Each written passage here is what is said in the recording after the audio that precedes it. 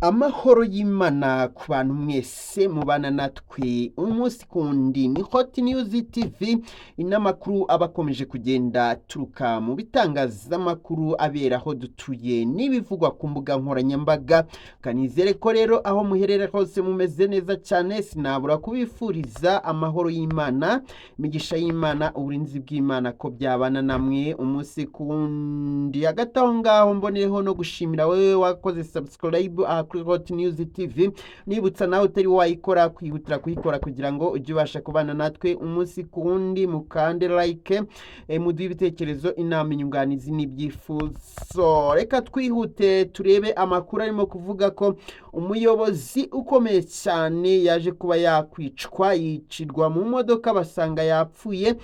Abenshi bati ni impanuka, ariko noneho andi makuru akavuga yuko nubwo abenshi bahwihwisa yuko yaba yishwe n'impanuka, atari impanuka ahubwo ari abagizi ba nabi baba bamwishe, ariko bikanavugwa yuko bidashoboka ko yaba ari abagizi ba nabi ahubwo ari umugambi wari warapanzwe wo kumwica, kuko nk'uko byagaragaye mu makuru yasanzwe ari mu modoka, ndetse imodoka iri n'ahantu hatambika rwose mu byatsi, ahantu hameze neza cyane ku buryo ubona yuko nta kintu cyatuma imodoka yakora impanuka ngo apfe, dore ko ntaho bigaragara yuko imodoka yaba yiberanguye, usibye agahande gatoya twabonye gasa nk'aho kahombanye. Biranashoboka yuko umuntu yakubitaho ikintu agira ngo ayobye uburari.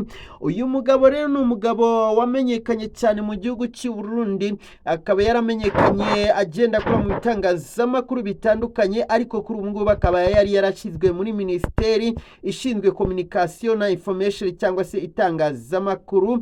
Yes, reka mbivuge gutyo. Uyu mugabo rero akaba yitwaga Gabi Bugaga, niwe waje kuba yakwicirwa hariya mu gihugu cy'u Burundi. Inkuru ikaba ari inkuru ikomeje kugenda ivugwa cyane, yibazwaho n'abantu benshi, aho umuminisitiri rwose yicwa muri ubu buryo.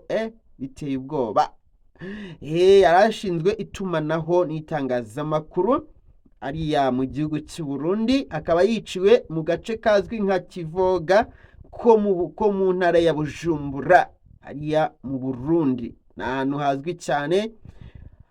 Bigaragara yuko rero uyu mugabo nubwo yapfuye arinzwe n'abashinzwe umutekano n'ubundi bashinzwe kumurinda. Ukibaza ngo yapfuye ari kumwe n'abo bantu bashinzwe kumurinda gute?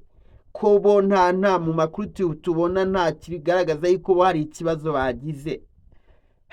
Biteye ubwoba. Ibikomeje kuba kuri iyi si kabisa bikomeje gutera ubwoba. Birahwihwiswa ko rero yaba yaciwe umugambi mubi hanyuma akaba yishwe.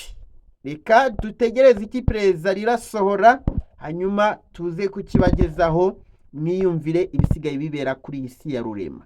Ndabakunda cyane rero, naho mukanya mu yandi makuru n'ibindi biganiro, ariko agatanga reka tumwifurize iruhuko ridashira kandi n'umuryango we tuwihanganisha. Ciao ciao.